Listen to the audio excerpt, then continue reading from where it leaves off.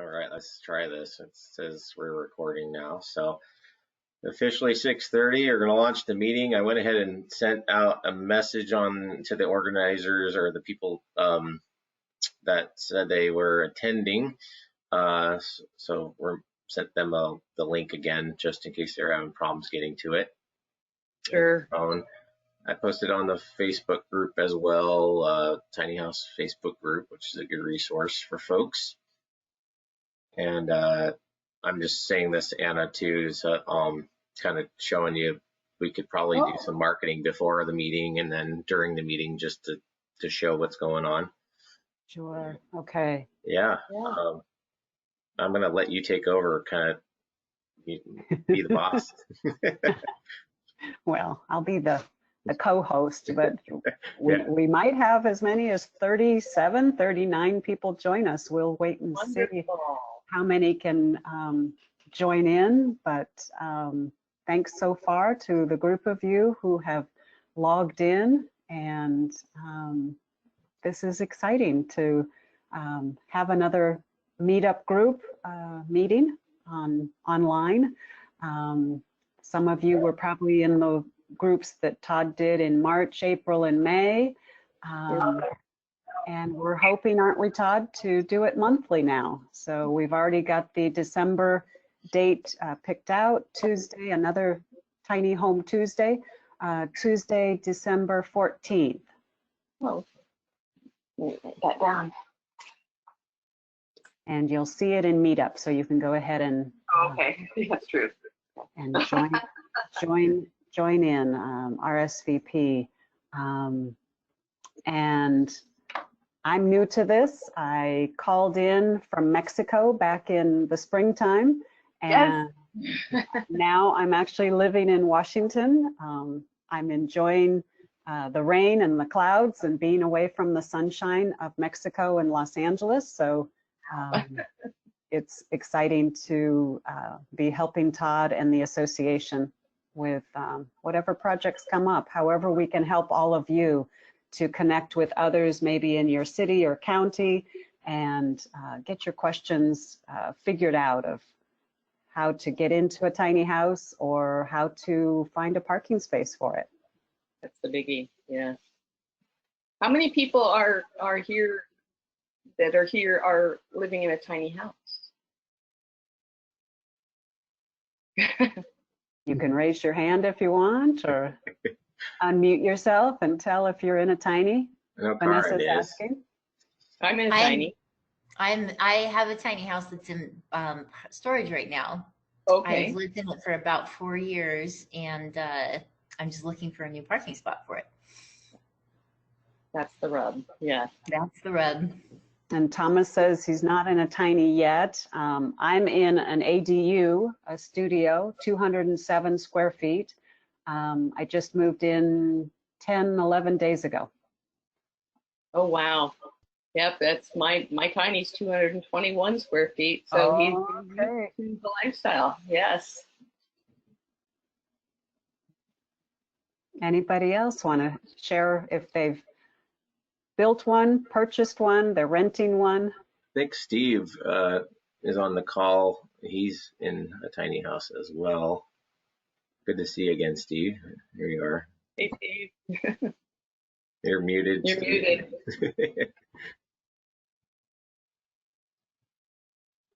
Hey, Steve, if there's a button at the bottom that says mic, that's how to unmute yourself. There you go.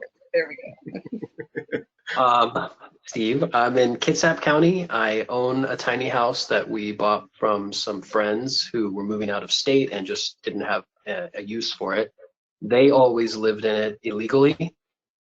And there's the rub, as has been said. So I have been, I guess early 2020 is when I found out about the Washington Tiny House Association, and from there I've gotten more involved.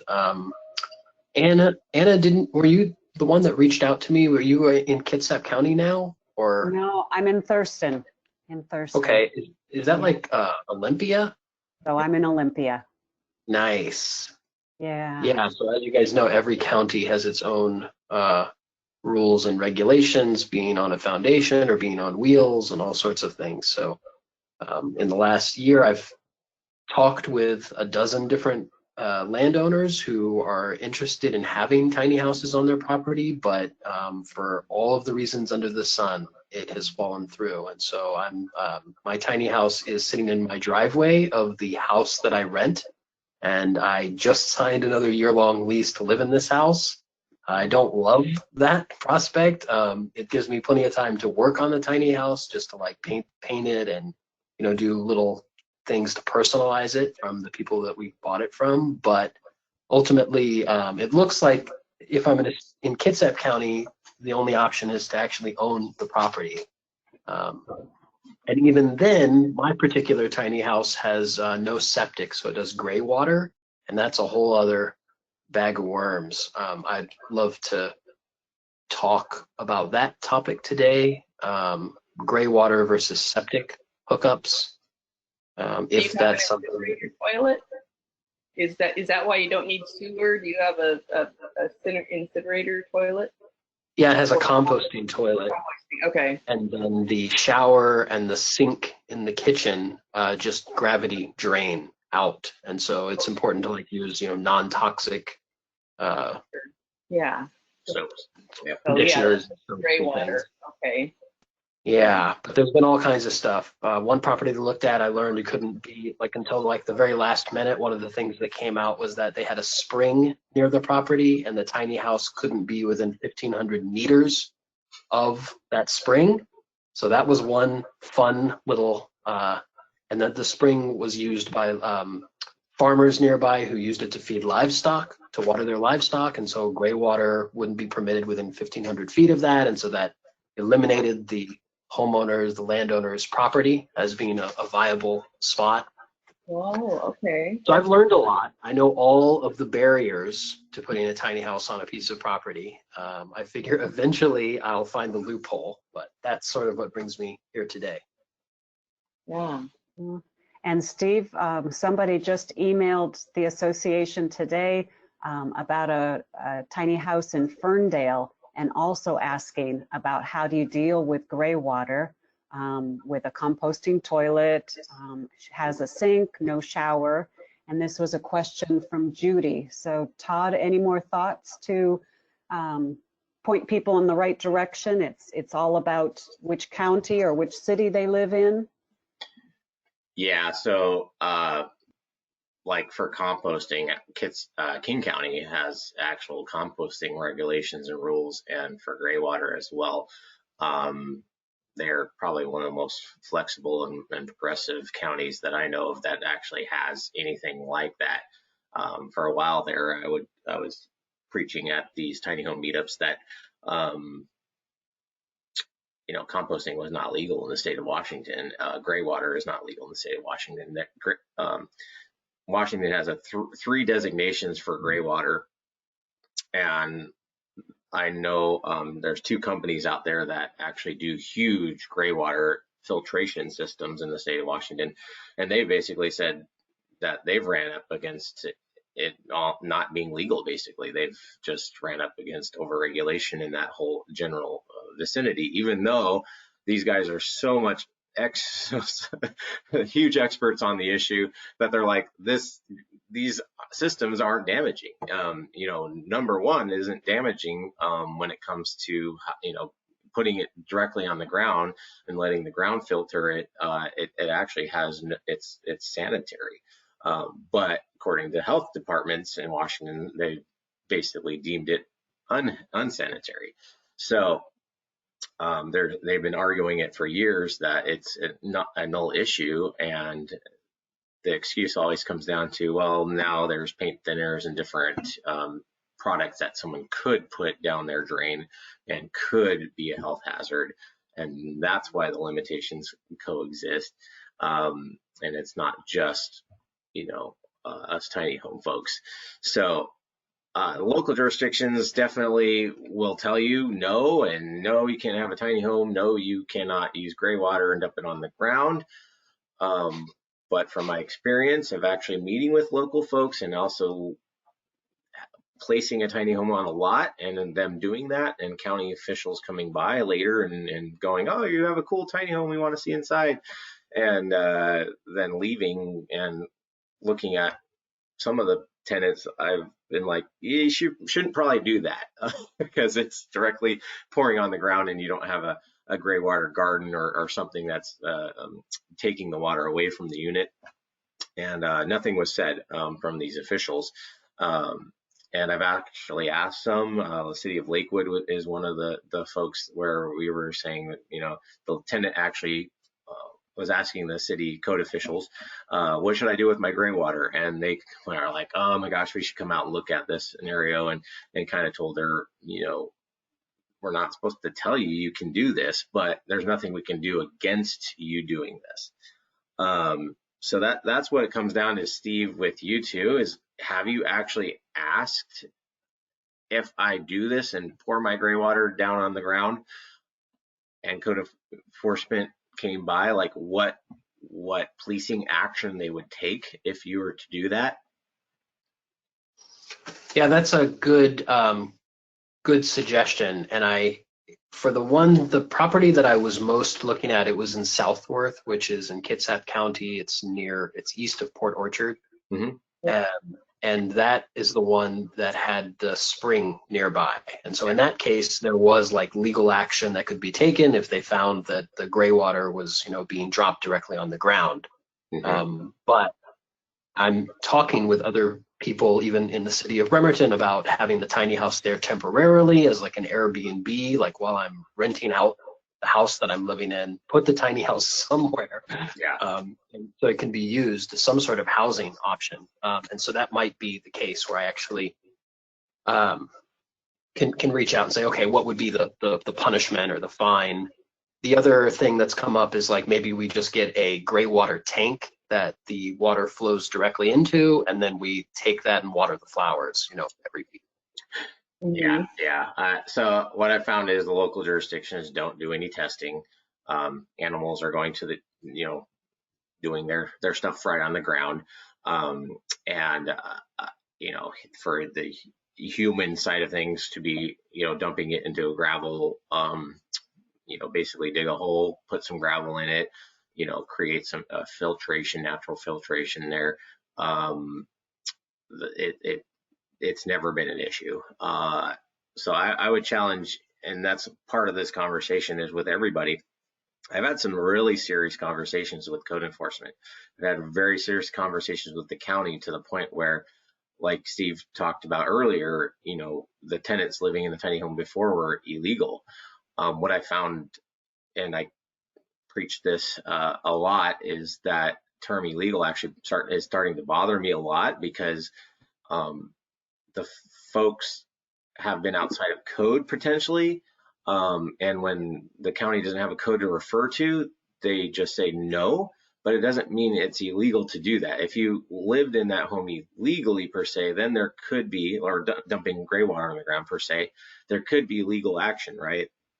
If it was truly illegal. What I found is that the county has been like, we have parameters to save the county and the city from liability, and to advise people that call us, but that there isn't an illegal or legal side of the coin here. So I challenge people to reach out to code enforcement, reach out to the county and say, hey, if I was going to do this, I know your codes aren't up to date and say no living in RVs, but if I was going to do that on my lot and I was going to dump my gray water on the ground, what then would take place and happen to me? And most of the time, you'll find out that if there's a complaint against you made by a neighbor or someone driving by, the county then has to go out and investigate that to make sure there's not something happening outside of their code. And they'll always make a suggestion in a letter form to you. It's usually a form of courtesy notice, not an official legal notice, because a legal notice would get lawyers involved in policing action. But you'll get a courtesy notice, and that letter is to intact remove liability from the county or the city, that they therefore, followed up with some sort of action. They followed up to inform you what codes you might be violating. Normally they can't prove that you are violating code. Like, are you living there? Well, maybe they came by when nobody was there. They can't tell. Are you dumping gray water on the ground or hook up sewage improperly is usually the terminology they are using, but they don't really know. They haven't confirmed that with you. And even if they do confirm it with the property owner or the person living in that tiny home, there's a real big area where there's rights to your housing, there's rights to living on property, there's rights to what they can or cannot do as a city ordinance or a city or governing organization on your property. So I like to check with them because a lot of times I've had conversations with Pierce County Code Enforcement here where they're like, hey, there's an RV park that's been around 25 years down the road and they're dumping sewage into the river. We are going after them gusto with lawyers and with even a warrant and going in there and telling them, no, you cannot do this. And that is a major thing. But if you go and you're a single RV and you're dumping gray water on the ground, we don't care. That's been conversations I've had with my local county. Kitsap County, I've had conversations with them. They're like, this is what Pierce County's told me, and Kitsap County said we follow different rules here. That's Pierce County. They're on their own set of rules. We're on our own. So definitely have to check with each local county individually and have those conversations with them. Yeah. I wondered if I could ask Karen to unmute herself and tell you a little bit about the Spokane Tiny Home Collaborative. Yeah, absolutely. Hi everyone. I want to thank you, Todd, for what you were just sharing. Also, I don't know, I imagine most people in this group are really familiar with Joe Jenkins' book also. And that was an eye opener for me where he got so in the weeds with definitions of things like composting versus dry toilet. And he even makes the argument that tiny homes with dry toilets don't produce sewage. So there's definitely a rabbit hole there. And I think it's a really important conversation, to your point, Todd, because when we get into this idea that tiny home is either legal or not legal, it scares people off from exploring this way of living. So anyway, I'm Karen Potter, and I have lived in Spokane for over 10 years now, and I've been in my tiny home for more than, well, I'm not in it right now because it's in a storage facility, but I've lived in it for more than 4. And recently I became friends with a gal here actually through my Instagram page because she's a realtor in town who's really into tiny homes. And we decided to put our heads together and start the Spokane Tiny Home Collaborative. And really, this is just our beginning efforts of trying to create conversation in Spokane County around tiny home living and begin to help the individuals who live in the area in tiny homes to come together and have a platform to get to know each other and share resources and talk about what we know to be true in Spokane. So yeah, we're at the, like I said, we're at the beginning stages, but we do have a Facebook group if anyone would like to join. It's just the Spokane Tiny Home Collaborative Facebook group. And really focusing on folks in the regional area. And we've had, we're very grateful to Todd because we've had some really wonderful conversations about some places that we are hoping to build. So, yeah. Great. And is the information accurate, Karen, that I put in the chat?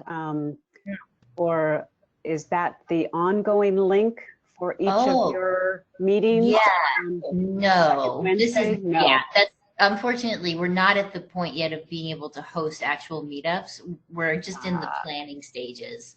But we will, we hope to get to a point where we're doing meetups, and we'll post that in the Facebook group, and we can also post it to the Washington Tiny Home Association Facebook page once we get to that point. Okay, got it. Yeah. I will put in the chat box Melissa Tack, and Todd, you can talk a little more about her. I haven't met her yet, but she has a Meetup group just called Tiny House on Meetup. And what she told me so far, what they're doing currently is tiny house tours, and they occasionally have work parties at somebody's tiny house where people can show up and assist with a project. Neato. That's awesome. How about that? The Tiny House Association wants to have kind of like one-on-one classes, building seminars, that kind of stuff. Right now we're working with another nonprofit called Building Beyond the Walls, and they do construction skills training. So we're hoping to partner with them down the road a piece, and we're working on a tool library right now with them as well. Hoping to fund that and put a building on our site. So there will be eventual possibility for people to lease a spot at our farm and bring a tiny home trailer and actually, build it there and have support from the association at that point. Due to the bill that we went and helped pass, the government obviously took it apart and overregulated certain areas of it.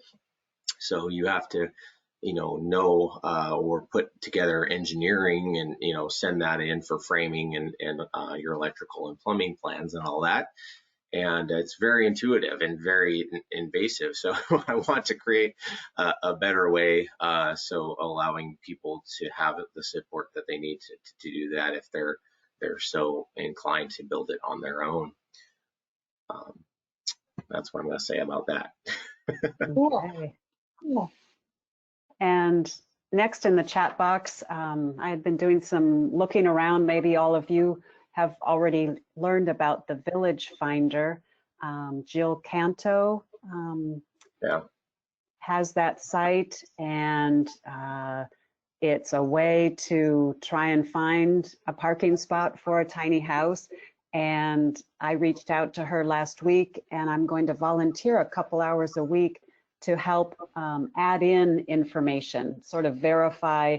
There are 13 listings in the state of Washington so far, and I'm hoping to help verify what information is in there and make it more robust so that those of you who are looking for a parking space could utilize her website. I put the link there for search tinyhousevillages.com, and you might be able to connect with somebody. It'll have some good specific information about where their community is and how many spaces they have available, the price for rent. Some even have land for sale, I guess, and I'll learn more about that and report back in December about the Village Finder. Wonderful.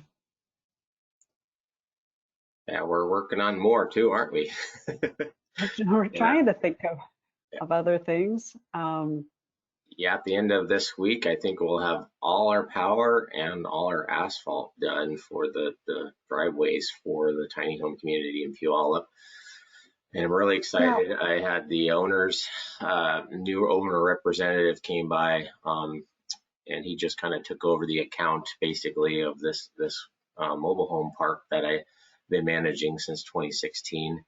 And to say the least, I've been pushing for something that I've been wanting here, but I am a minion in the company out there, and they bought this park with the vision that we would do a tiny home community, but also the owners have been like, "You're the expert on it. We're so hesitant in going this direction full gusto because we don't know. You're the only expert on it, and if something happens, we don't have another expert to call and say it was Todd doing something correctly and all that." So they've been trusting me a lot to get stuff done, but this owner came by and actually saw one of the homes that we have being staged and ready to go, and just was like blown away and was like, I'm going back to tell the other corporate guys that this is the direction we're going in, and they have no other say in it. So that was really good to have it. Basically, because there was a risk of, if I didn't lease the spots out for tiny homes right away, that we would actually be letting RVs into those spots as well, just to get them rented out. And he basically gave me the nope, we're going to wait a few months. Let's fill them with tiny homes instead. So that was exciting to see. Yeah. Yeah. And the opportunity, I mean, it is expensive because it's, something, we're keeping up with land rents locally. And, I've been trying to fight for $500 land rents, and it's just not reasonable now. We have to develop farther out into the more urban areas to start doing that, because the vacancies are so much that land is so expensive, and just it's precious. So my park that is here is closer to town, so right around the corner there's places renting at $950, and then farther out there's spots renting at $750, $800. So ours has to be kind of growing in the middle there. So as we create more vacancy, though, is my hope for my land development company to go out and start developing more tiny home communities. Then we can keep costs low. And it's just crazy. The RV spots right now are 800, and I can only fight it so much, or go out and develop more parks farther out, which could be a little bit lower entry points. The dream is $500 spots, and I'm still going to push for that. And then also ownership spots. There's the creativity when it comes to creating tiny home communities where people can actually own their land. That's something real hard that I'm going to be pushing on for years to come. And Todd, what do you think is the range of rental spaces in the state of Washington? What have you heard as the low end and the high end? It's more or less that closer to town, the closer to cities and services that you are, the land is just more expensive. And then you have certain groups that are fighting against going too far out because people need services. When you develop a community farther out, it puts more pressure on the fire systems, emergency response, schools, that kind of stuff. They consider bus lines and that sort of thing. Yeah, and they want to develop in the inner cities and go up with housing. So tiny homes don't fit that narrative per se, because there's not, like what Karin is doing there in Spokane. There's still little lots around, and you can do a tiny home community, but eventually in the cities, everybody wants to build up, which to me is shipping container style buildings. You can get creative with that. But there comes a point in play here where there are lots that can't be developed, right? That maybe have septic or sewer accessibility and all that, but the lots are just too small. So that works for a little tiny home to be there, but then creativity comes into play. Well, can we keep building up? And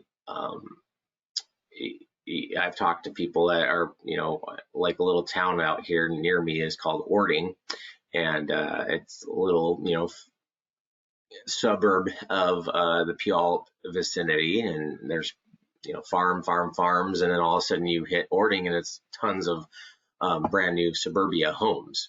You have a lot of people that commute from Seattle and live there, and I've talked to some city and county officials, and they're like, well, we see as far as the urban growth areas expansion that Ording should be sky rises someday.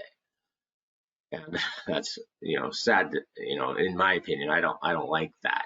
I like to see cities more like Tacoma, going higher up, and Seattle. But there needs to be suburbia. There needs to be low income housing in every one of those areas.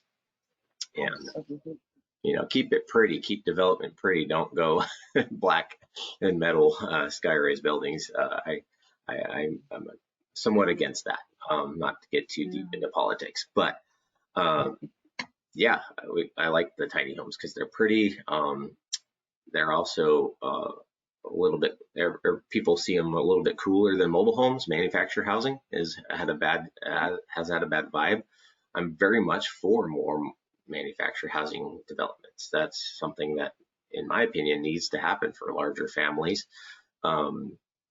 But it's been a fight, a really uphill battle. Even in Kitsap County, we're working on a tiny house community there, which has a zoning designation that it could be a mobile home community, manufactured community. And when we went to develop the tiny home community, they said, well, if you're going with that zoning, we're taking a year off to look at things and rewrite our code in manufactured housing, which is crazy considering we're in a housing crisis. And a COVID crisis where people are needing more housing, more affordable housing. And it's interesting to be talking to local jurisdictions who are literally like, no, we're just going to take a time off of this and take a year to look at things. And it's like, we need to develop more. Go skin off their noses, They say, it doesn't hurt them any, right? It's hurting the people that are living in their community, but not a lot of those people are going to county council meetings and yelling that we need this, or calling them and saying we need this. They don't hear about it. They hear about it from, they have other organizations within the county that deal with homelessness and all that. But the pressure of housing needs usually falls on the people renting housing and selling housing. They're the ones who can tell you, what the demand is out there. I could tell you the demand just because of the calls that we get from the Washington Tiny House Association. I get calls almost daily from either folks that are homeless and needing something, needing resources, to people that are interested in investing. Lots of land developers call me all the time.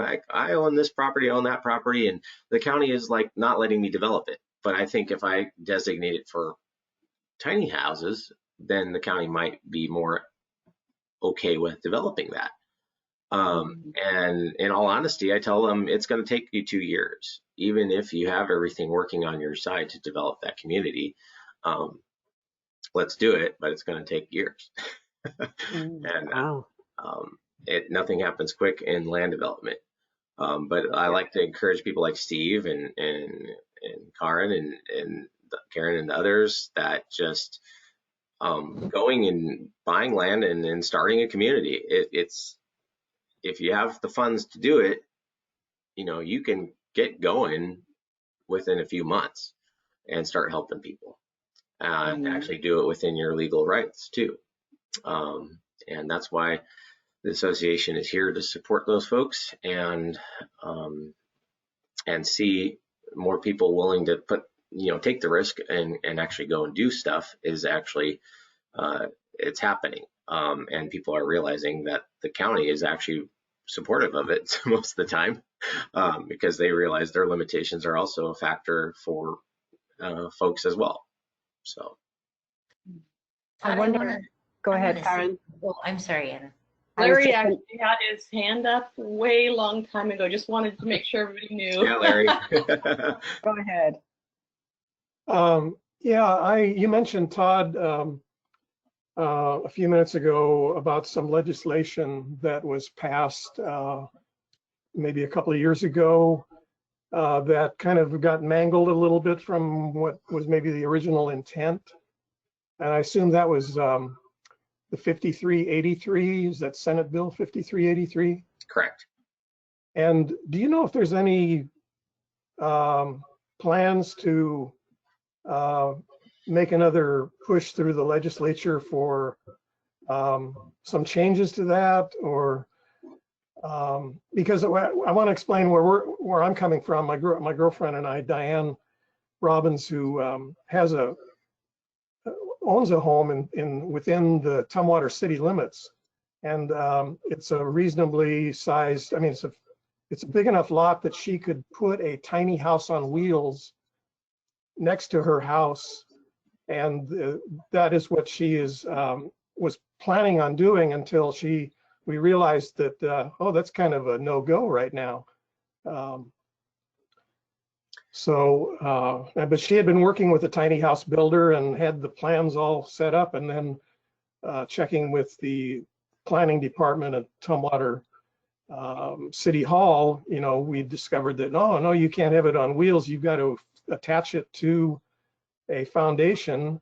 And what's more, it can never leave that property the way the law is written currently. Yeah, so Up Senate, here in Bellingham, I'm sorry, okay. Todd, up here in Bellingham, they passed some legislation where as long as the person that owns the house, they can put a tiny home on it. They cannot rent it out to someone, that space out to someone that that owns the tiny house and they don't own it. So there is legislation, at least there's precedence here in Bellingham. I don't know about the rest of Washington. Todd, you probably already know about this, but okay, I'll stop. Yeah, most cities, like you said, have a homeowner occupancy rule. That's the biggest fear for these cities. Apparently, one of them. There's two of them. There's traffic. What kind of traffic is it going to intersect?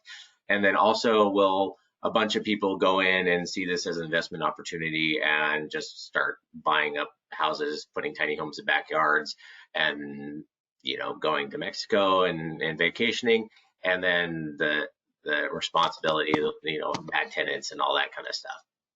I really hate those things because it's all what if scenarios. Most of this country is ran by lawyers to the point where what if is actually causing this housing crisis. That in my biggest opinion, and we all have it. If I had a rental, and I honestly I do this in my business and managing the mobile home park and manufacturing community and all that, is you create rents to find the best of the best tenant. Someone who has more money probably is going to be a better next door neighbor. I have great neighbors right now that I've moved into a mobile home, and they're paying $2,100 a month. It's just crazy. But they got a brand new manufactured home, and they have 5 cars, and half of them don't work already. And the guy is very handy though. He fixes cars and he fixes things that bring. He's had a couple leaks already, and he's a pretty good tenant. And there's probably 10 people living in that house now because his nephew lives there, and that way they could afford to live there. They coexist, and it's interesting to see what's happening, just with the neighbors. But in my own life, I've had to do the same stuff. You get creative and you have roommates and all that. But the what if scenario, for a landlord, these aren't bad people. People that are landlords, they're looking for the best tenant. And but as a society, culturally, and what we voted for with our politicians and local county and regulations and everything is that what if? What if we have a bad tenant here? So how are we going to alleviate that? How are we going to alleviate homeless squalors, slumlord situations? And so they created the home ownership occupancy rule. You got to live in the main house or you got to live in the tiny house. I still think that's very helpful for tiny house people. It's very helpful to someone who owns the property per se, who can rent out that lot and now can make their mortgage payment and not live paycheck to paycheck.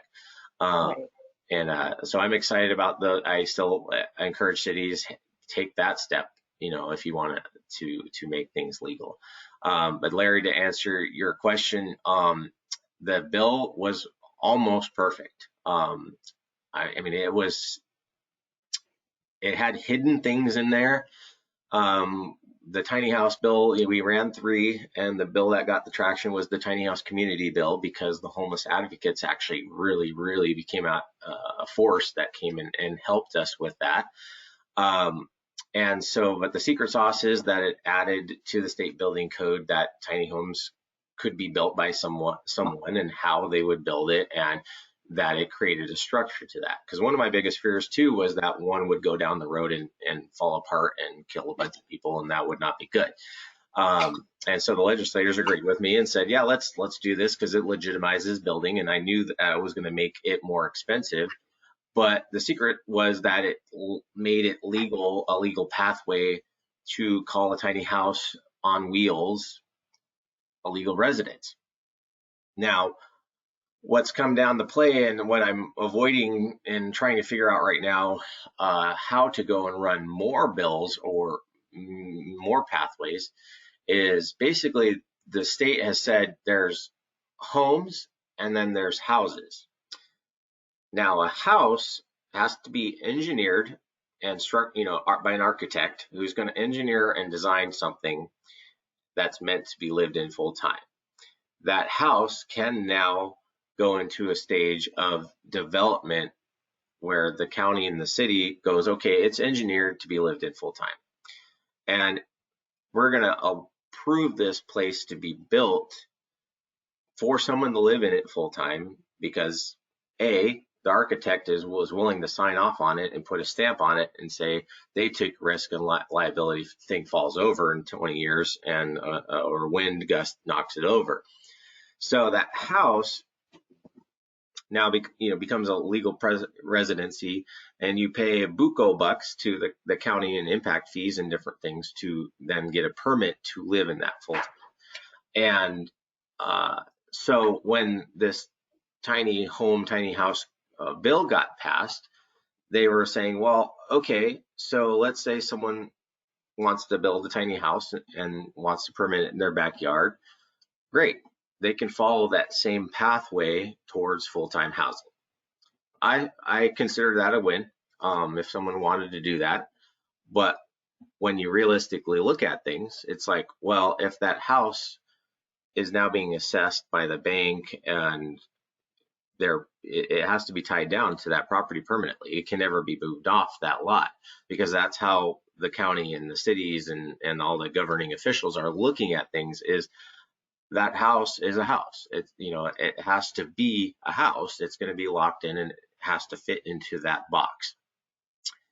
Now, the bill itself was written for people that are on traveling tiny homes that want to be able to be moving and, like in the RV category. I'm imagining, Vanessa, you're in that category with either an RV certified tiny house or you want to be able to move, right? And so we wrote the bill. We made sure that language was in there that would cover folks to that availability. And because we want to have our cake and eat it too, honestly, and avoid the impact fees. I wanted the availability to be a snowbird and or buy a tiny home now, rent the space, and then buy my property and move it to. So we made sure to have that language in there. But it's funny because the county and cities have these blinders on, and that's something we're really working with Whatcom County on, is as the association who sponsored this bill and found a legislator to run it and sponsor it and take it up. That senator has told us you are ultimately responsible to be on every conversation with the counties and push for what the bill actually means to you.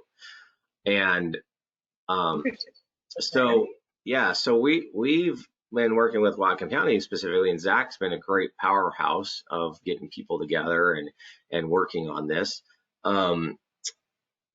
Zach Giffen from Tiny House Nation, because he lives there, and he's like, hey, this doesn't make any sense. That they tried to do one of the creative, like literally, I have to give them huge props. Whatcom County really, really, really tried really hard to get through it all. And then they just kind of took the travel trailer RV one and said, no, that falls under our RV policy where you can only live in it for 180 days.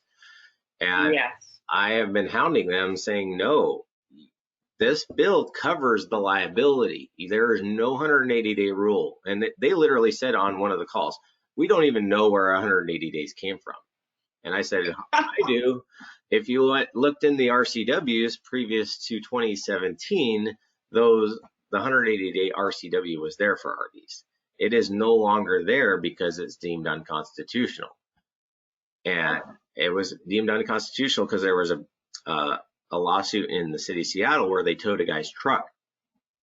and that the homeless advocates came alongside of that guy who worked at Safeco Field, or one of the fields down there, and he went to work and they towed his truck while it was gone.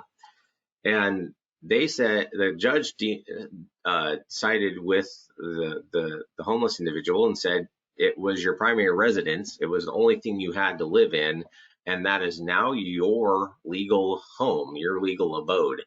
And that ruling actually helped us tiny home people out, because it made it was a hands-off scenario now. To if you're living in that home full time, even though it's not an engineered structural house, Larry, scenario, that being that it's your primary home literally became an issue of now that if the city wants to pursue legal action against that home, they have to actually pursue a relocation scenario where they would go and have to buy you a house of comparable value if they deemed what you were living in illegal, to where they would want to come and pursue further action with you. Interesting. Yeah. So we have it on our page.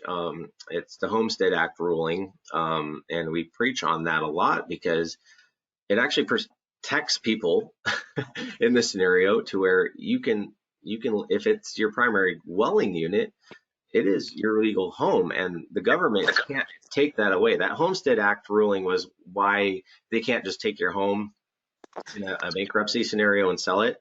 And it was the Homestead, Act since the beginning of time, since the beginning of the United States, to where you would go and you would homestead on some government land and you would build a house, and you were able to lease that land or call it your own by being there for so long, and it protected you from the government just taking it away and saying, sorry, you can't be here anymore, because government owned all the land at the start of the United States. So that is a huge win for tiny home people, is what we've been preaching, and sharing and advising folks that this is really protects you. And that I've gone from 2013, 2014, talking more people out of buying a tiny home because I didn't know where to legally put it. And all these questions, investors, I didn't know anything, now to where I'm actually, general contractor, going out and developing land and telling people, no, you really do have a right to live in your vehicle, your RV, your tiny home on a trailer, and let's just figure out the legal way to hook it up to utilities. That's the biggest question when we talk to these jurisdictions is, did you do it legally? Did you hook up to utilities legally? Are you causing a health and welfare issue to where that city of Tumwater could come after you and say you did something outside of code that was a risk, a scenario risk to the general health of the people around you. And so, incinerator toilets is one option that just gets rid of all your number twos and number ones, and but hooking up to your utilities there, we've been telling people to put in a dump station for an RV in your yard. Go to the county, hire a contractor who can legally do that for you. And a lot of jurisdictions have the availability to, create an RV pad in your yard, and start there, and then put the RV there, the tiny home, and you really have those rules to protect you. And we've been looking for a scenario where we could send Jeremy as our attorney that represents the association. How can we take it a step further and take up a court case with it? I've been trying to find one for years. There has been no action that we could take to pursue that any further. We've got people living in tiny homes right next to their garages and everything, where normally you couldn't even put a shed without being a setback requirement or something that would rise up. And meeting with code enforcement at their door and the city officials, and them saying, we don't want to take this up, we're going away. and this person's okay, wink, wink. Uh, so, Joe, did you have a question? You were unmuted earlier.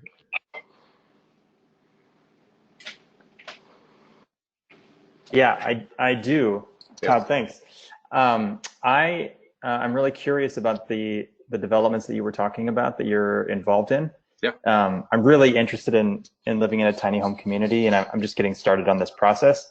But just even finding one option has been difficult. So the fact that you're talking about potentially several are coming sooner in development is really exciting. So I just want to know how I can stay up to date on those options and what you're working on. Yeah, what if you could put it in the chat, so it's the write-up and there's a comment bubble, you can click that, put in the chat where you're at and where you're looking for a community. And Anna, you can follow up with Anna too on email, just to have her keep in touch with you. The first project we're doing is in Puyallup. And honestly, I mean, it's where the senator was that ran our bills.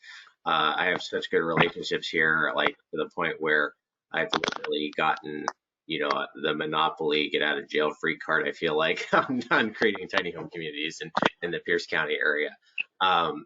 But with that being said, I have to do it responsibly and not, I have to constantly be worried that these government officials will all of a sudden get worried and not want to support what we're doing. But right now they're very supportive. Second project we're working on is in Port Orchard, in the Kitsap County area. We're doing something there. That is not to say that there's already been communities. I've known of communities that have been around 6 to 12 different years in Washington State that are little communities. There's one in Auburn that has 6 tiny homes on it. I just found out about it because I sold a home to a lady and she moved it there.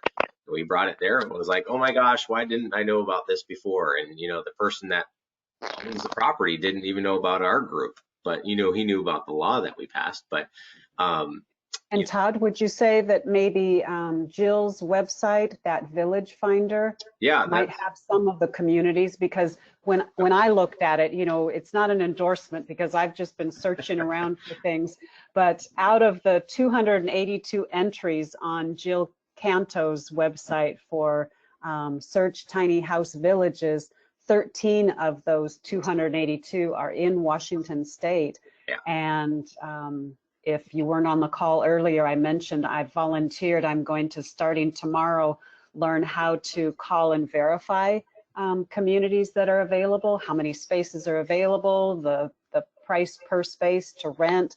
Some of them are going to offer property for sale. And then, Karen, you let me know of a gentleman in Spokane who has a community that could possibly be added to that Village Finder. Yeah, Pat Gertz runs Meadow Mist. He has an interesting story, which is kind of interesting how it fits in with this conversation, where he inherited a piece of property in Spokane that it wasn't zoned where he could do anything with it. So he went to the city and said, what do I do? And they said, how about an extended, say, RV park? So it's all set up, but his dream is to have it be filled with tiny houses. And I think he has 2 or 3 there now that came about because of our Facebook group.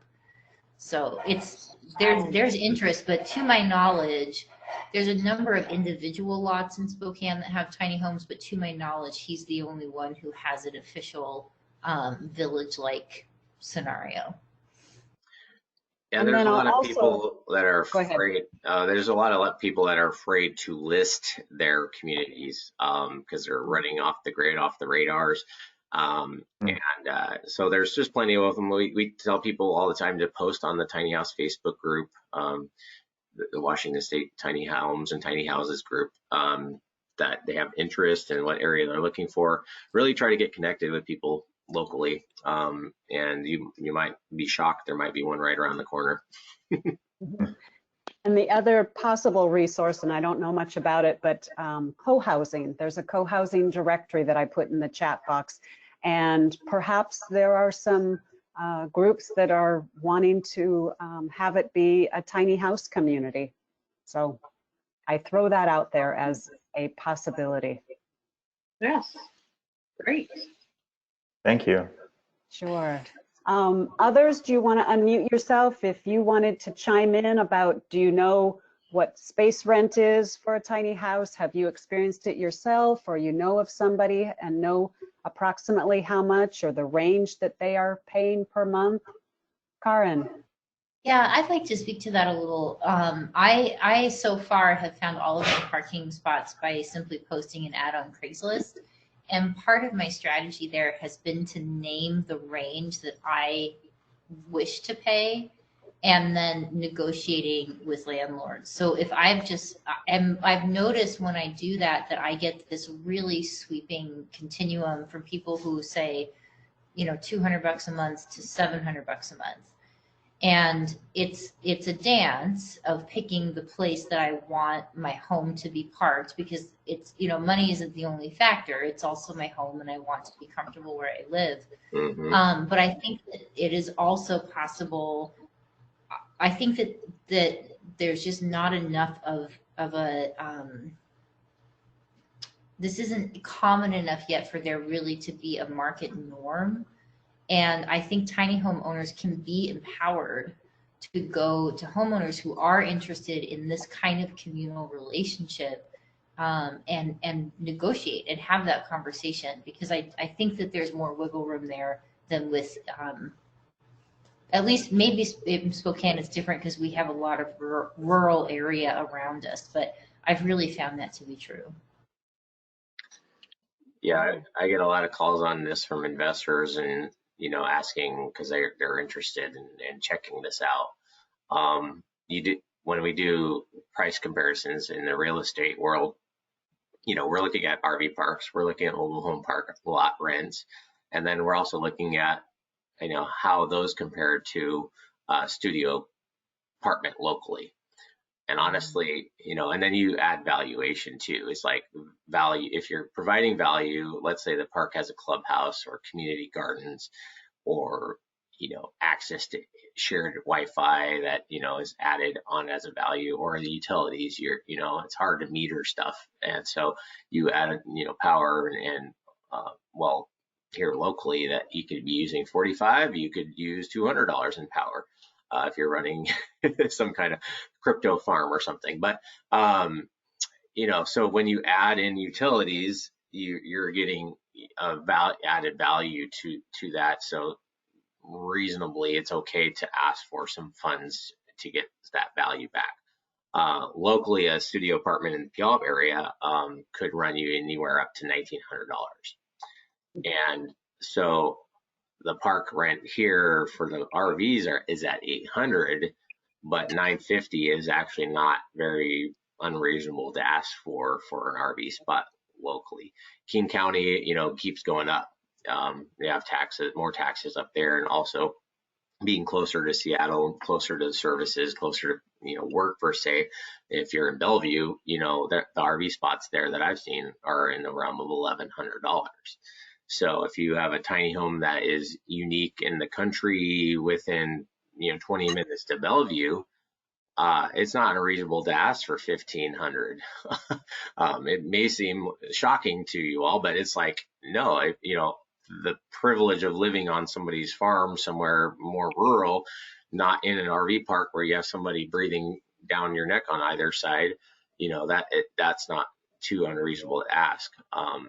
But I always encourage landlords and investors to be thinking more on the affordable side. Let's try to keep this affordable. Let's pursue this in a community spirit where you're getting a tenant that is probably going to be the best tenant you've ever had. These tiny home people across the board are amazing folks, and it's not just a scenario where you're going to have somebody tearing up your yard and driving erratically at night and stuff like that. But Vanessa?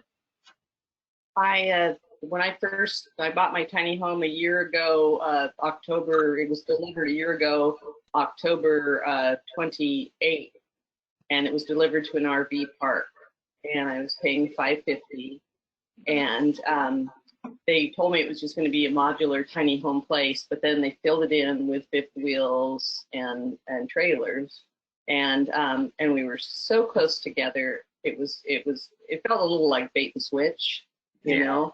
And so and the sheriffs just went through every day. It was like suddenly turned into a place that it was like, I didn't sign up for this, you know. And so out of the blue, on my birthday, October 15th of this year, my girlfriend who sells modular homes sold a modular home to this new location, and it's a 4-spot place. It's $650 a month. It comes with my high-speed internet. Wow. It comes with water. You know, it's like they specifically, because they believe in the tiny house movement. The other ones are modulars, but they totally believe in the tiny house movement.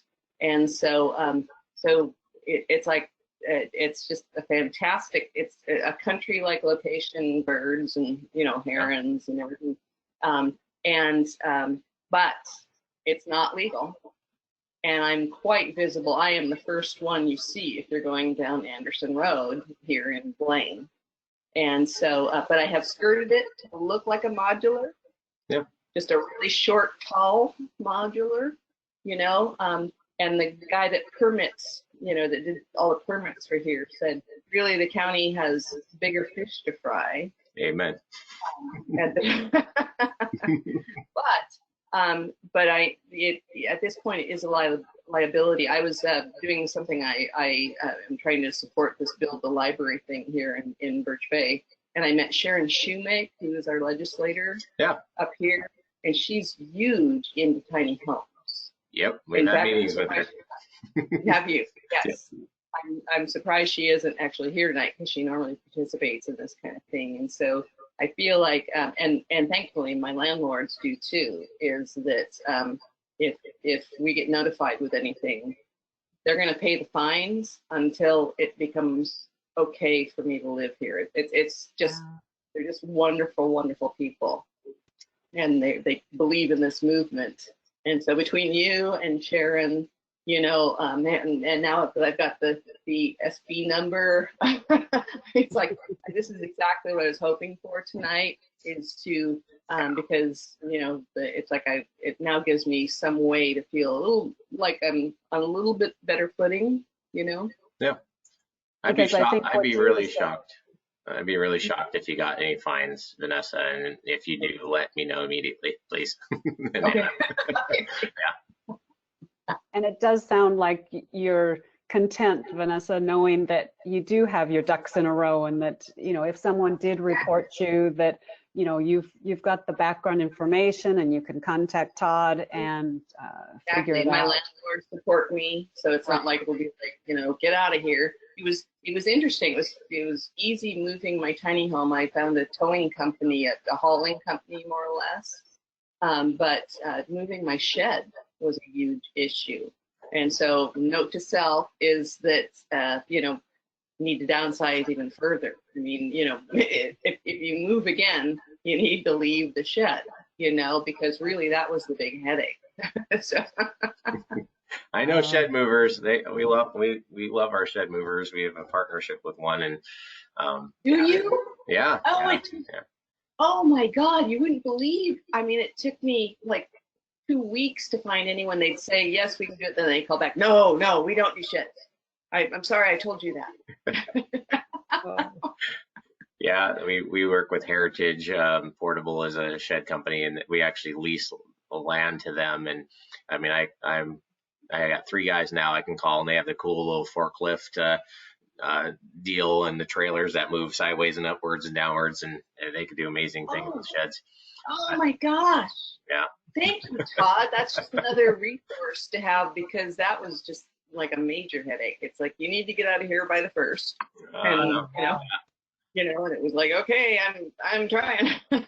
Wow. And I see your comment, Larry, about, you know, the foreseeable future, and you know, having a tiny home that's on wheels, so that if someone passes, they can move on, and that's, tiny homes are perfect for that. And again, I would really encourage folks, on here, though we love tiny homes, we love saying it. And whenever you're talking to a contractor or the city itself, and you're going to park and you're going to store an RV. Am I allowed to put a travel trailer RV on my property? Am I allowed to hook it up to utilities? Talking like that creates in their mindset, it gives it a temporary concept in their head. And they're like, think light bulbs go off. Yeah, you can do that, blah, blah, blah. But it's like, as soon as you talk about living, it creates a liability for that local jurisdiction to where that's a house that has to be permitted. That has to go down this path of least resistance in their code books. And if you hit any resistance, it's because a red flag came up, and in an ADU, he's talked about an ADU, an accessory dwelling unit. That is the path of least resistance for them. They have code books that allows that to be developed and all that, but then you're locking it in on your property, and you are creating a value, so you can sell that, you can refinance your property to get that, builds value there at wealth, but it's not ideal for everybody that wants to be portable with that tiny home on wheels. So definitely could advise you on, talking to your local contractor, getting utilities set up for that travel trailer RV tiny home. But try not to say tiny home, because that gives people, well, that's a full-time living scenario. That's what I would encourage you to do, Larry. And then the comment below that, Todd, from Yeah. Thomas, if you want to comment about that too. Thomas says, I'm brand new to tiny homes, was wondering what you could recommend for a resource for beginners, respect source that provide definitions, tiny home versus mobile prefab homes. Tiny homes could mean a plethora of things. It's what's your definition for you at tiny homes? I know for me, it's wheels. I love the wheels aspect and the freedom that comes with being a travel trailer RV. I don't have to get permits is a big plus for me. I'm trying to avoid that, because as soon as I get a permit, it makes it extremely expensive. But modular is probably the second most affordable way to go, because it's factory built off site and it's brought to site and permitted, but then you're talking a house scenario, land use and all that. We're putting together, Anna's really helping me putting together resource lists and we're going to update our website immensely over the next year, with different resources for folks. But chasing your tail, yeah, I've been there before with tiny homes. And the definition of what a tiny house is compared to a tiny home. I've literally told people right now, the way it's working with these local jurisdictions is, if you want a tiny house and you want it legal, you want to live in there legally and have the county and everything sign off on it, don't go wheels. Like, it makes no sense. You're adding a $10,000 added price tag to only then remove the wheels off of it when you get to the location. Have to pour a cement foundation. You have to attach that trailer down to the cement foundation according to these local jurisdictions, which have not thoroughly read through the bill that we passed. The bill that we passed says a tiny home travel trailer can be parked and lived in permanently, and be able to be the freedom to be able to move it. And local jurisdictions are saying, well, we take it as if it's a house, the building official has to get involved, and the building official is only going to look at it as if they're going to be there permanently, and you can't move it away. So Hey, I made a post earlier on a tiny house that I have directly beside it right now, and I had my daughter staying at a time anyways. I ended up having to get her. You're breaking up real bad, Brian. Sorry. Can you hear me now? A little bit better. Sounds a little better. Yeah. All right. I'm sorry. I'm doing this on my cell phone. I should have grabbed my laptop. Much better. Maybe That's clearer. Yes. Okay. Anyways, I put a post back probably about a month ago about I got cited by King County because I had the tiny house pulled up at my shop, which is located in Auburn. Okay. And so they got me, I had my daughter living there at the time. I told her to kind of keep a low profile, but we're right off Military Road, so it wasn't too undercover. But anyways, they have sent me 2 letters, and I finally ended up talking to them. And I guess another thing I found out is that you can't legally park or store an RV if there's not a residence on site. And so that just has my shop. There's not a residence there, so there's not exceptions to the code for storage. They sound like they're trying to work with me right now and trying to figure that out. Look for an exception in the code, but that side. Is it your daughter's primary dwelling unit? Well, she moved over from Spokane. I let her stay there for a short amount of time. Mhm. I was going to keep it for just an office. It's brand new. We got it from Adrenaline Products when they were going out of business. Went down there, they had an auction, and they got rid of a. Oh, you got one of those. I feel so I bad for did. those people. I know. Yeah, I didn't really know the whole story till I got down there and bid on it. It was yeah. 80% of the way finished, but I went through with Ellen and finished it out and got a certification on it. So I did it. I'm a contractor, so we did it and did it right. Yeah. And then I moved it up behind my, in Auburn, behind my shop. But anyways, somebody turned me in, and so I'm going through that right now. Do they I don't give know. you courtesy notices, or are they actual legal notices? Legal notices with the case number. Okay. Yeah. I would love to help out with this one. If you have us, because that's an interesting scenario. Do you have utilities on site at that warehouse? Septic, water, everything. Everything's on site. That's unreasonable. Okay. Yeah. I would love to help you out if you would let us. Well, they at first made it sound like they were going to work with me at all, but they sound like he's trying to find an exception to let me, just park it there. I'm just trying to get him out of my yard and just park it so I don't want to have to move it. There's no way I can move it right now. Time of year, it's so wet outside that I'd sink it to the frame. I would. But I mean, this is one. Yeah, this is one of those challenges that we'd like to help out with, because that's crazy. And if we can say it's your daughter's primary dwelling unit, now it becomes an issue of, well, are they willing to pay to relocate and buy your daughter a house to get rid of it? Gotcha.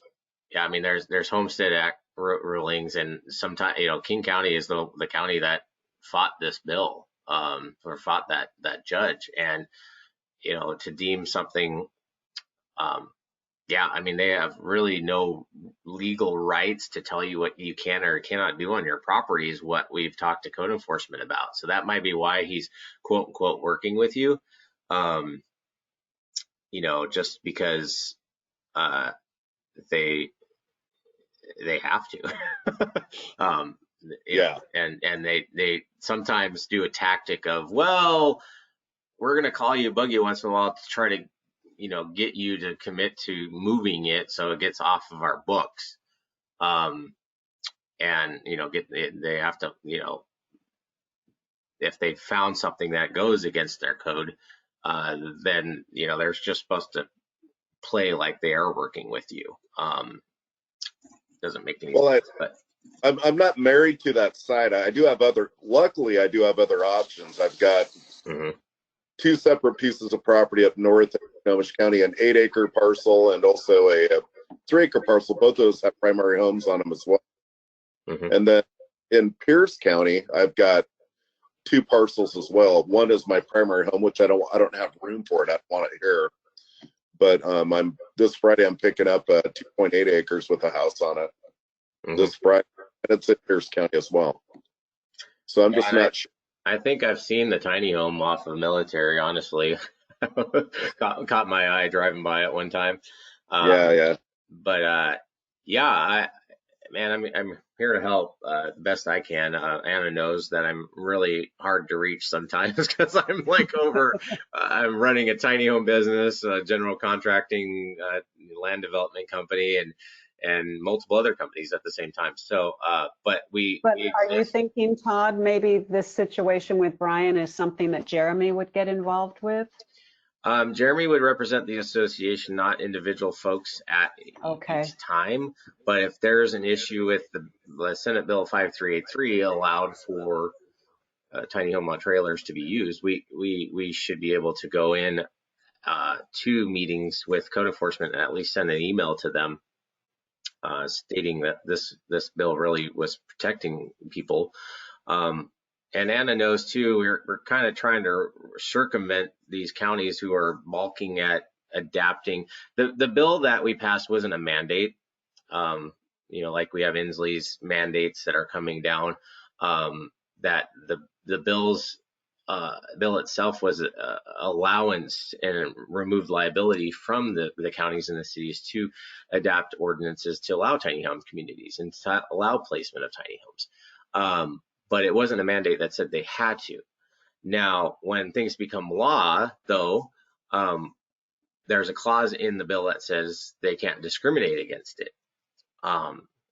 Housing has to be treated equally, and placement has to be treated equally. So we're using that to our benefit at the association level and just in our legal lingo to say, hey, don't discriminate against this, because now we have clause to go after, some legal action. And we are looking for a case that is a black and white case where we could do that, but there hasn't been anything as of yet. But these scenarios. So Larry and Diane's case isn't that cut and dry. No, it would Brian's isn't either. Yeah, what I'm seeing with Brian's case is that we have the bill to refer to and a county that is not looking to get sued. So if they get a letter drafted by our attorney, Jeremy, that might be something great that Jeremy can do and just say, hey, I'm coming along as the association. There's a bill that's passed. There's a lot of legal precedence to being a primary dwelling unit, that your code is not up to date with this new bill. It might be something to look at. Not a mean letter, but a friendly, hey, you might want to look at this. Okay. And so, yeah, we could definitely talk to Jeremy, but more or less, I've come alongside of code enforcement and said, I'm here to help as well. And they know what I'm doing, but they also look at it at we're a resource. We're the association. We're the one who wrote the bill. So they don't want to get on the bad side of the person who wrote a law that, could be an avenue for them to get sued down the road if they don't try to seem a little bit helpful. And they usually understand. Code enforcement is like, hey, we're out there, kicking people out of mobile homes that haven't paid rent for so long, and they need a place to go. And shoot, this person's living there on their dad's property. There's situations of caretakers of property, and all that come into play too. So there's laws out there that are meant to protect your property, Brian. Like a security guard could live there if you have a warehouse. So. In a travel trailer temporarily. So that I think there's a lot of, hey, this is a temporary situation and we're not violating any codes per se. Okay. Well, I think their stance right now, Todd, is that they want me to remove the tiny home from the property altogether because there's not a primary residence there as well. Because the place has been vacated, so now it's just storage. But so that's what I'm trying to work through right now. Whether it was going to be grandfathered in, it's got septic, and everything on the property, but there's not a primary residence. So they think you're not allowed to store an RV or store anything on property that doesn't have a primary residence.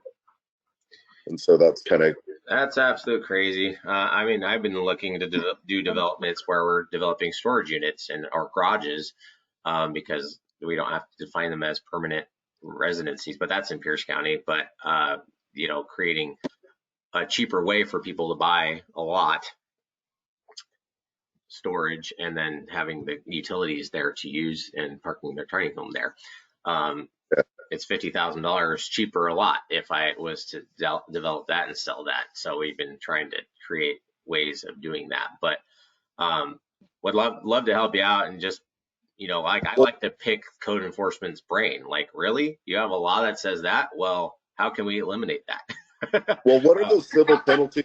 How much do those civil penalties run? Does anybody have any experience? I mean, are you talking they 100. threaten $500 daily fines is what we've experienced with, courtesy notices.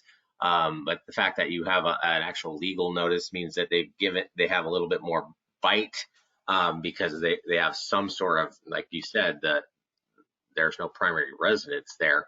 But that being said, I have people on the King County Council I can reach out to that are very friendly towards tiny homes that would be like, what? Someone has a property and, shoot, I might even like take this up and say, this is the Church of the Tiny Home, and what are you doing stepping on our religious rights?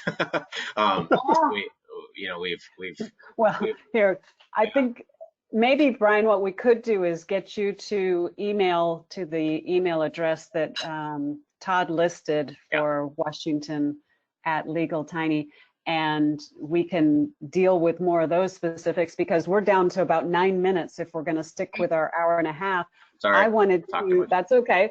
I just didn't know how specific we wanted to get with just one issue when we have others on the call. I wanted to get back up to what Thomas wrote, because I think myself and maybe others on the call feel the same way, that when we look at YouTube videos and we're trying to find definitions and trying to research all this, it is like chasing our tail, right? We can feel like there's just so much out there and we want to get our answers. So I was happy that Tracy listed her favorite tiny home YouTube channel. And so you say it's Tiny House Giant Journey, and the person is on Whidbey Island and has a tiny house that I'm excited about that. Great. Yeah, she is a baby. He doesn't live in a tiny home anymore, but she's been someone very big in the industry, and goes around and does tours. To answer Thomas's question, honestly, Thomas, that your question is a little bit all over the place, and I don't mean to be rude or anything like that. I'm challenging you to narrow down what in your mind is something that you want to do. Like I'm really big on travel trailer tiny homes, because the affordability aspect, the no permitting aspect, which means it's more affordable, and the availability to travel and or rent property and then buy some property later and save up and get to that point. I help a lot of people out with tiny homes, and we're like literally the leanest, cheapest entry point is to take a shed. There's a lot of companies that do rent to own scenarios. If you can find some property, putting that on there, putting $1,000 a month into it or $200 or whatever you can afford, and building yourself a little cabin in the woods. Not that being outside of code, yes, for sure, it's outside of everything. But for somebody that is near homelessness, and I have been there myself, even working in law enforcement, to me that's a huge opportunity for homeless encampments and everything else to get people into something, some kind of shelter that they can call their own. And you could do it on the cheap, $10,000 maybe over time you could build that, and do a rent to own for the actual shell of it, so you have a place to store your supplies while you're building. And I'm literally doing that for folks now. And we have a farm, and we found out by having agricultural land, you're allowed to do that for agricultural workers. So, looking at loopholes that may not seem legal at the beginning, and then finding out that actually I can do this legally. And now I'm helping, at least, 4 folks, 5 folks out at our farm who, some of them work for me and other ones don't, but we're trying to find other ways of helping folks. So like, when you're thinking about which direction should I go in, it really comes down to where do you want to go, maybe an end goal, but also where realistically you're at now. Prefab, modular, manufacturer, certain homes are easier to finance than others, because you can do a land home package where you can go and get a piece of land and build the home, and it's easily financed through a company a bank that's going to do that because it's a house. Tiny home on wheels is harder to finance. That is an RV scenario or a cash out loan, or you could take equity out of a home you own to build that tiny home and then put it in your backyard. So you got to get creative when it comes to travel trailer houses. I But think we're Todd, down to if I the could last interrupt. Go ahead, Vanessa. Yep. No, I was just going to say what Anna was going to say, and I wanted to acknowledge that Ronnie Thai, Yes. she would like to volunteer her time to help the tiny home things and stuff, so I just wanted to give a shout out to her, and I'm going to have to click off here pretty soon. thank you, Vanessa. And Yeah. so, Thanks for joining Sorry. us, Vanessa. Yes, and Ronnie, if you want to say a few words about what your interests are with tiny homes, and I'll be able to connect with you if you provide your email address by emailing the washington@legaltinyhouses.org. I'll be able to tell you about this village listing that I'm going to find out about tomorrow. But go ahead, tell us what interests you. Of course, living in one, that's a big interest. Right. And I've been volunteering my time at, I forgot the name. I think they're called like Sound Builders, where a lady, it's done all by volunteers, where they're just building tiny house for homeless people around Seattle. And she's connected with the city and everything, so that's done legally. So I'm just hoping to get more information, learn more about this movement, and build my skills along the way, whatever. Yeah. All right. And so you are in Seattle. I am in Seattle. Okay. Okay. Todd, any final comments? We didn't get to a lot of the questions, but we can tackle those in December. Yeah, I just, anybody else have a quick question? I like to try to get to all the comments and everything else, but thank you for letting me talk too much again. okay. You have a lot of knowledge. I have, this is Steve. I've been wondering, is it possible for us to join the Washington Tiny House Association? As I have been getting involved with the city council and my Kitsap County to try to advance the movement. I have been saying that I already am associated with you, so Amen make sure to you check that. that box. Do that. Keep doing A little that. more official, I think that would be beneficial. So And we're doing the same thing with the group in Spokane. Karen has been like, hey, we want to be board members. Great. We need you. Anna is taking over and she's going to run this thing because I have been doing a horrible job because I'm literally hands in every pocket and every side of tiny homes stuff that goes on. It's just you're passionate about it, Todd. Yeah, You're passionate. I am, but I say yes too much, and Anna is gonna take and run with it. So really, Steve, Anna is gonna be your new point of contact. Get with her if it's super crucial to where she needs to reach out to me for getting something done in your local area. Great, but she's gonna put together the website resources and so much more to where we can be a better, more powerful association if I have, Steve, you working out there and where you're living, and Vanessa, you working in where you're living, Whatcom County. I mean, I'd love to connect you to our other group, and we're doing calls with Zach Giffen, and you can get on these calls and help out too, because I barely have the time to reach out and work in every local jurisdiction. And if you all can do it with the powerhouse that you have, Larry, you too. I mean, great opportunity there with your property. And I like to, advise people, go and do it. And then I got your back. If you're getting in trouble, let me help you. Thank you.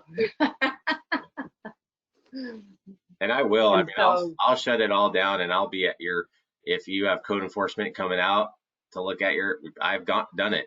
Like I literally Lakewood and Everett, and these people have called me and said, I'm being evicted, please, I don't know what to do, and I'm like, what time? I'm there, we'll come out, I'll drop everything, I'll show up, meet with the city officials and talk their lingo, and in all actuality, that's when we sort of get the I'm going away, wink, wink, we don't want to have any, and really we're a resource for them too. I consult for a lot of cities. I'm consulting with Whatcom County right now. Oh, fantastic. So yeah. So they're not against it. Every one of the county council members in Whatcom County has said, why are we not doing this? We'll let it happen. So it's exciting to see that. But then you have the legal guys in the back, the lawyers, and they're like, well, we can't do this. We can't just ignore the 180-day rule that we have. And we're like, why? That's unconstitutional.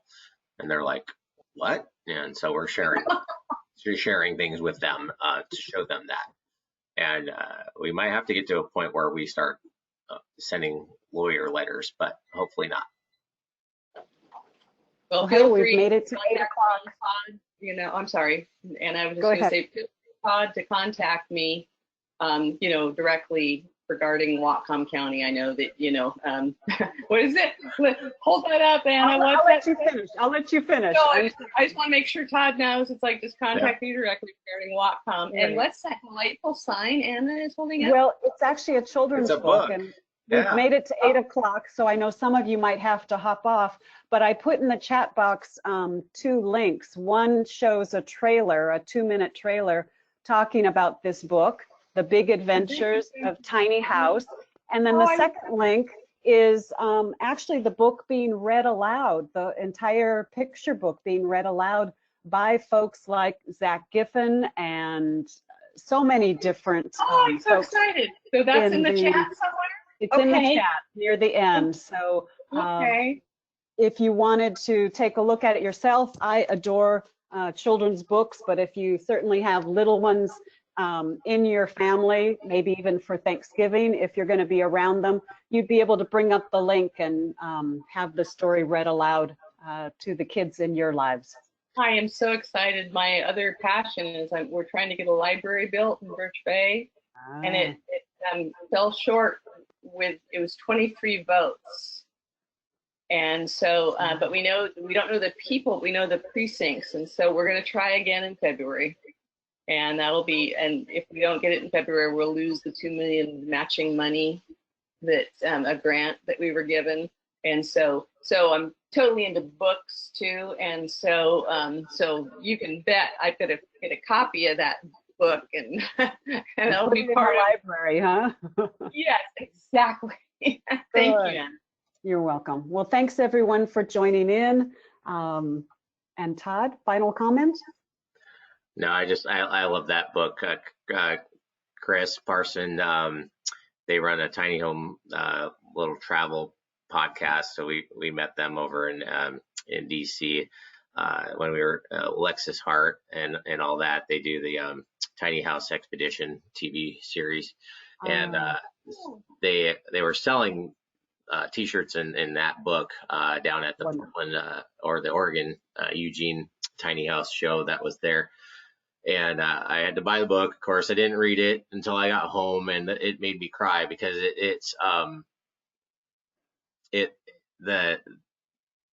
the park that I manage now, the mobile home park and RV park, I came in 2016 and saw it was for sale, and it had 29 acres of property that wasn't being utilized, and I was like, this is great. Let's take this on as an adventure, and I want to see a tiny house community here. So I tried to buy it, tried to get investors excited.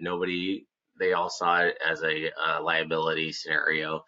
And that end of the book, the home that the tiny home gets on finally, it's along a river, and with a bunch of other tiny homes. That was the dream, and it's weird to see that starting in 2016, here we are in November 2021.